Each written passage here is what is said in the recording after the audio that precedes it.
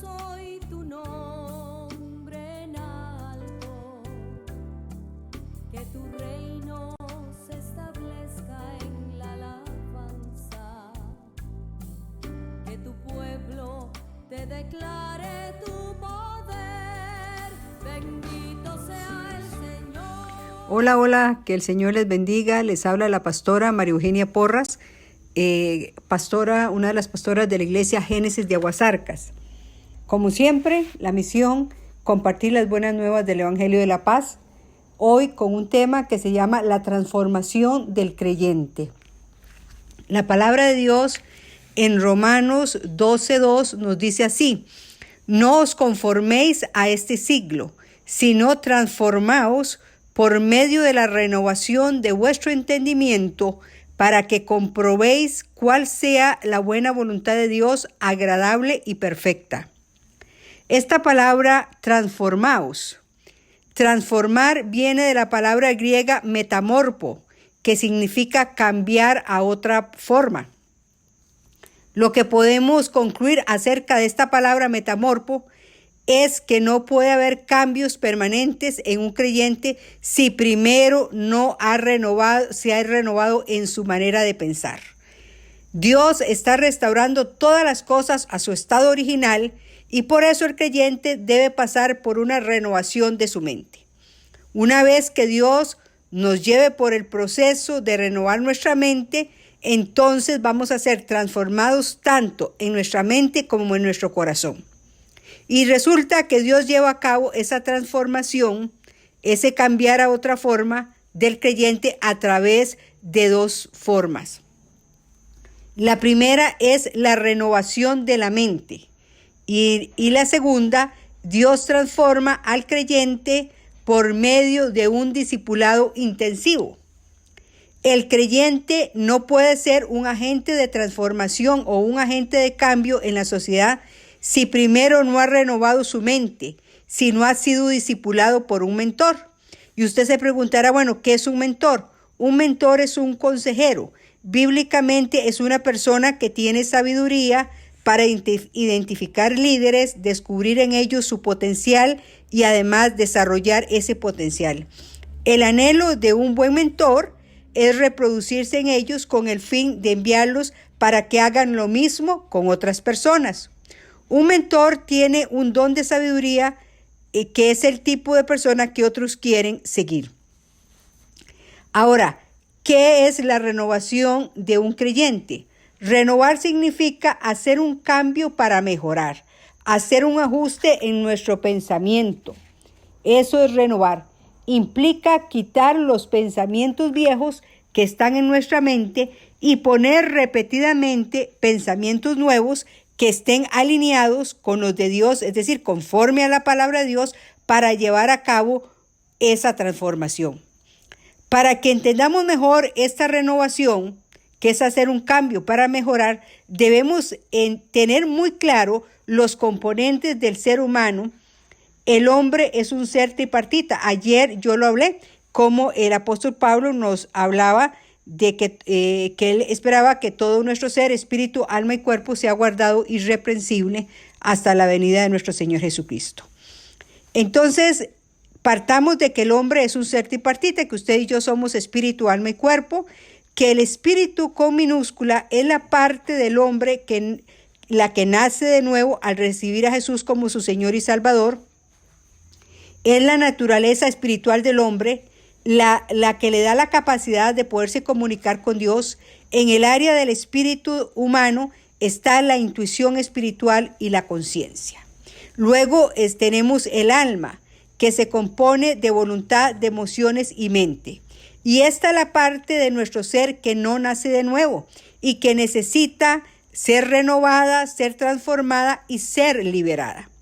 Y el cuerpo, que es el medio por el cual nos conectamos con el mundo físico a través de los 5 sentidos.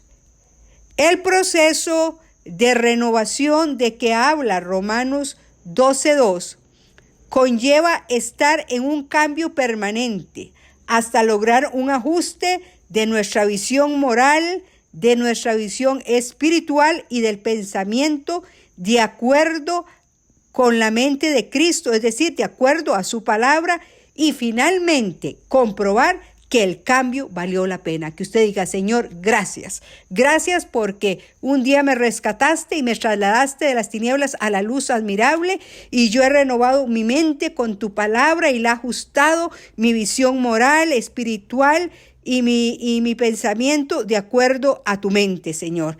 Y ha valido la pena. Eso es lo más importante. Por eso el salmista decía en el Salmo 119, verso 104, de tus mandamientos he adquirido inteligencia. Y también el salmista decía en el Salmo 119, la exposición de tus palabras alumbra, hace entender a los simples. Para concluir, hay dos aspectos importantísimos que debemos tener en cuenta y son: no pueden existir cambios en nuestra vida si no hay una transformación y renovación de nuestra mente. No podemos ir a otros niveles de la voluntad de Dios si no renovamos nuestra mente. Usted y yo nunca vamos a conocer otras profundidades o niveles de la unción, de la autoridad espiritual y del temor de Dios si no renovamos nuestra manera de pensar. Cuando cambiamos nuestro destino, usted tiene que cambiar la manera de pensar. ¿Quieres cambiar tu destino? Cambia tu manera de pensar, porque conforme a tú piensas, así vas a actuar. Ahora, ¿en qué consiste el proceso de renovación? Número 1, tenemos que renunciar a la vieja manera de pensar. Debemos hacer un hábito. Escuche bien, un hábito, el renunciar todos los días a nuestra vieja manera de pensar y sustituir todo pensamiento contrario al fluir del Espíritu Santo. Y para eso el apóstol Pablo en Efesios 4 nos dice del verso 17 en adelante: esto pues digo y requiero en el Señor, que ya no andéis como los otros gentiles que andan en la vanidad de su mente, teniendo el entendimiento entenebrecido, ajenos a la vida de Dios por la ignorancia que en ellos hay, por la dureza de su corazón, los cuales, después que perdieron toda sensibilidad, se entregaron a la lascivia para cometer con avidez toda clase de impureza. Mas vosotros no habéis aprendido así a Cristo, si en verdad le habéis oído y habéis sido por él enseñados, conforme a la verdad que está en Jesús. En cuanto a la pasada manera de vivir, despojaos del viejo hombre que está viciado, conforme a los deseos engañosos, y renovaos en el espíritu de vuestra mente, y vestíos del nuevo hombre, creado según Dios en la justicia y santidad de la verdad. Por lo cual, desechando la mentira, hablad cada uno con su prójimo, hablad verdad cada uno con su prójimo, porque somos miembros los unos de los otros. Airaos, pero no pequéis, no se ponga el sol sobre vuestro enojo, ni deis lugar al diablo. El que hurtaba, no hurte más, sino trabaje, haciendo con sus manos lo que es bueno, para que tenga que compartir con el que padece necesidad. Ninguna palabra corrompida salga de vuestra boca, sino la que sea buena para la necesaria edificación, a fin de dar gracia a los oyentes. Y no contristéis al Espíritu Santo de Dios, con el cual fuisteis sellados para el día de la redención. Quítense de vosotros toda amargura, enojo, ira, gritería y maledicencia y toda malicia. Antes, sed benignos unos con otros, misericordiosos, perdonándoos unos a otros, como Dios también os perdonó a vosotros en Cristo Jesús. Si usted ve, mis hermanos, desde el verso 22 en adelante, nos habla de una sustitución de conductas. Así que el que hurtaba ya no hurte, sino que trabaje. El que mentía ya no mienta, sino diga la verdad a su prójimo. El que hurtaba, que ya no hurte, sino que trabaje. El que tenía en su vieja vida, tenía un vocabulario soez, palabras corrompidas, ahora ya no, sino que va a tener unas palabras que sean de edificación para el que lo escucha. El que estaba amargado, lleno de ira, gritería, todo eso tenemos que quitarlo de nuestra vida y renovar nuestra mente, poniendo reiteradamente la palabra de Dios. Entonces, sustituir todo pensamiento contrario a la palabra de Dios. La ciencia ha demostrado que un hábito no se puede eliminar, más bien se puede sustituir. Por tanto, debemos arrancar cada día todo pensamiento viejo y sustituirlo con uno nuevo de acuerdo a la palabra de Dios. Ahora, ¿cómo lo vamos a hacer? Número 1, recibiendo la palabra de Dios con mansedumbre. En Santiago 1:21, el apóstol nos dice así: por lo cual, desechando toda inmundicia y abundancia de malicia, recibid con mansedumbre la palabra implantada, la cual puede salvar vuestras almas. Entonces, desechando toda inmundicia, impureza, suciedad, vicio. ¿Y qué tenemos que hacer? Desechar eso, quitarnos eso de nuestra vida y recibir con mansedumbre la palabra de Dios implantada en nuestras almas. La temática del pensamiento, dice Pablo en Filipenses 4:8, por lo demás, hermanos, todo lo que es verdadero, todo lo honesto, todo lo justo, todo lo puro, todo lo amable, todo lo que es de buen nombre, si hay virtud alguna, si algo digno de alabanza, en esto pensad. La renovación del alma dará como resultado una nueva vida en Cristo. La renovación de nuestra mente es un paso importantísimo para mantener nuestra libertad y nuestra sanidad. Ahora, ¿cuáles son las mentalidades viejas que traemos y que nos llegan a nuestra mente? Dice el apóstol Pablo en 2 Corintios 10:4, porque las armas de nuestra milicia no son carnales, sino poderosas en Dios para la destrucción de fortalezas, derribando argumentos y toda altivez que se levanta contra el conocimiento de Dios y llevando cautivo todo pensamiento a la obediencia a Cristo. A estas mentalidades, patrones o maneras de pensar, la palabra de Dios las llama fortalezas. De estos versículos podemos deducir las siguientes palabras: argumentos, imaginaciones, altiveces, pensamientos, ideas, conceptos. Cada una de estas palabras definen formas de pensar y de expresarse de una persona. Ahora, ¿qué es una fortaleza? La palabra fortaleza es una palabra griega, griega ochoruma, que significa un fuerte, un castillo, un palacio fortificado. El apóstol Pablo relaciona las fortalezas con imaginaciones. En el griego, imaginaciones es la palabra logismo, que significa razonamientos, pensamientos, y conlleva la idea de sostener algo cerrado.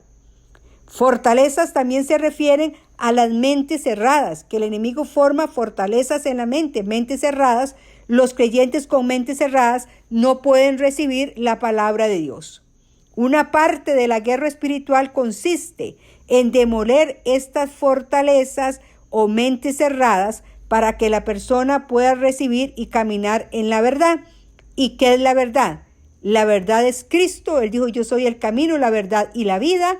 Nadie llega al Padre sino por mí, dijo el Señor Jesús, y su palabra es la verdad. La suma de su palabra es verdad, dice el salmista en el Salmo 119. La fortaleza es un argumento, un raciocinio, una opinión, una idea, una filosofía estructurada que se resiste al conocimiento de Dios. Entonces, la guerra espiritual consiste en interceder en contra de los principados que están arriba en los cielos, en el segundo cielo, y esto se aplica al hacer guerra intercediendo contra las huestes espirituales de maldad, y de esta manera derribamos al enemigo en los cielos. Destruir fortalezas y también significa destruir fortalezas en la mente de las personas. Y las fortalezas o lugares de control y mando del enemigo que forma mentes cerradas se destruyen cuando usted y yo predicamos la palabra de Dios, logrando así cambiar las viejas mentalidades del ser humano. Así que en la tierra hacemos guerra por medio de enseñar y predicar tópicos o pensamientos bíblicos que desafíen a la persona a cambiar la mentalidad, renovando su vieja manera de pensar y dándoles algo nuevo con el cual puedan sustituir sus pensamientos. Y esto se lleva a cabo por medio de la unción profética y apostólica. Y también se derriban fortalezas echando fuera demonios. Una vez que se destruyen las fortalezas que están en la mente de las personas, se le echa fuera todo demonio. Las fortalezas en la mente de una persona hacen 3 cosas. Alejan al pueblo del conocimiento de Dios. La persona que tiene una fortaleza mental desarrolla un bloqueo en su mente que no le permite entender la verdad ni tiene la voluntad para recibirla. Y recuerden que la verdad es Cristo y la suma de su palabra. Cuando hay fortalezas en la mente, hace que le impiden a las personas obedecer la verdad. El resultado final es la ignorancia y la rebelión. Y las fortalezas en las personas traen resistencia al cambio. Las personas con fortalezas mentales no quieren cambiar, nunca cambian, ya que el cambio les parece una amenaza.